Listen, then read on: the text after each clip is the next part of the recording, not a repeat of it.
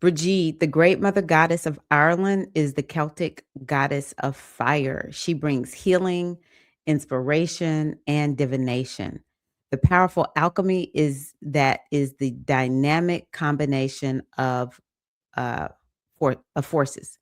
Poetry, music, art, and metalsmithing are her gifts to the world. She is the goddess of herbal healing, born with the flame ascending from her head. I heard that. Eternally connected to the universe, she is the divine creative spark, the perfect synergy and alchemy of ideas and forces that coalesce into art and beauty. Again, very similar to Oshun.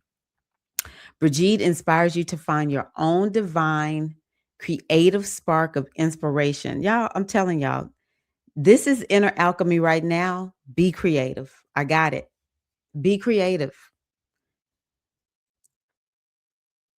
and let it blend in the alchemy with the creative force, the great divine energy to manifest the power of beauty in your world. She assures you of the success of your creative attempts. Oshe also indicates victory. We're going to be victorious in some way over this next week and year, y'all. She assures the success of your creative attempts, inspiring you to succeed as the artist that you truly are. Oh, hello. I'm happy with that. It's taking a long time, but I'm feeling less pain from the past and more motivation to improve my multidimensional self. Now, I love that. And sometimes it does take a minute. Sometimes it does take a minute, but as long as you keep giving yourself that opportunity, you'll start feeling it's like you just feel slightly better and slightly more better. At some point there may be a little bit of a momentum going on, but that's a win. Slightly better, inch by inch by inch. Beautiful. Same, I feel the need to let go of the past hurt so I can work on myself and move forward. So, right now we're in the releasing phase of the moon. And every waning phase, you can use it as a time to do some type of ritual.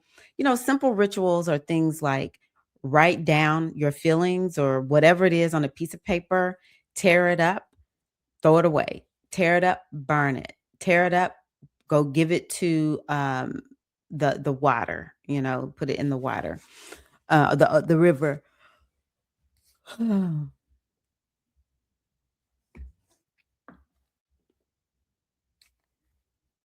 Tapping is another way. I love doing if you take your hand, it's an electromagnetic healing tool, essentially. And you swipe it over your head, down the nape of your neck, just up, over, and back down the nape of your neck. Do that 10 times as you think about that situation. Just keep swiping. Take some deep breaths. Just keep swiping.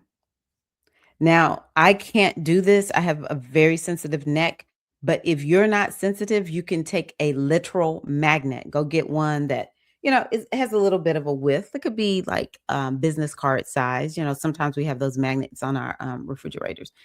And you can just take that magnet and just take it. Start here at your third eye. Go all the way over or stop down here at the nape of your neck. And you just think about whatever that thing is and just keep swiping until you can feel a release. That's about working with the meridians of the body. This is the governing meridian. We have one that comes up the front of our body called the central meridian. But this one is working with that governing meridian. And then when we're doing all of the tapping, then that is working with the meridian system, because essentially everything is energy. And when we have unforgiveness or something traumatic, maybe it's, there's been like some physical trauma that has happened to the body. Um, we'll need to move that energy or it'll get stuck. And so when we do the tapping, the EFT, it helps us to be able to get that energy moving. Also, a lot of times There's something that's unexpressed. Talk about those threes that TJ brought up. There's something that's unexpressed. And when we are able to say it, I can't remember who I was talking to yesterday, but maybe it was the video. I mentioned how sometimes we have to be able to say, we got to get it out. Sometimes with the people who coach with me, or they set up a healing, like the Voxer, y'all, if you've never done the Voxer VIP, where you can, it's a messaging, more of a messaging thing. Uh, and we go back and forth for about 8 hours in one day. People will put stuff in there and they're like, or they come to, they're in my coaching program and it's like, I just need to get it out. But when we combine that with working and tapping on our meridians with the EFT, then what that does is it's getting it out, but it's also bringing our energy, gets a flow going in, on, and we get balanced. All right. So those are things you can do. Also, I want to recommend a book called, hold on, Radical Forgiveness. The last name is Tipping, because I think there's more than one Radical Forgiveness book. It's Tipping is the author. For me, that book was, it was revolutionary. It helped me to learn how to forgive in a whole new way, and to see everything, or that has been done to me that was wrong, to see it as really what Oshe teaches. Here we looping back to Oshe, Jesse. Oshe says, you got to turn that wound into into wisdom. I also see radical forgiveness as Ma'atian forgiveness. Ma'at can forgive because Ma'at sees the big picture. So work with the deity, the goddess Ma'at. Because Ma'at lets us see the big picture, and it's like we can see how all the little pieces and parts fit within the whole. And that way we're able to have a perspective. Okay. So very nice, very nice.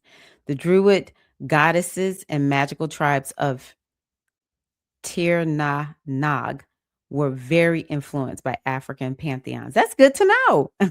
Maybe that's why so many people, I don't know all of them, but I know people love Brigid. I need to study more about that. I need to do that.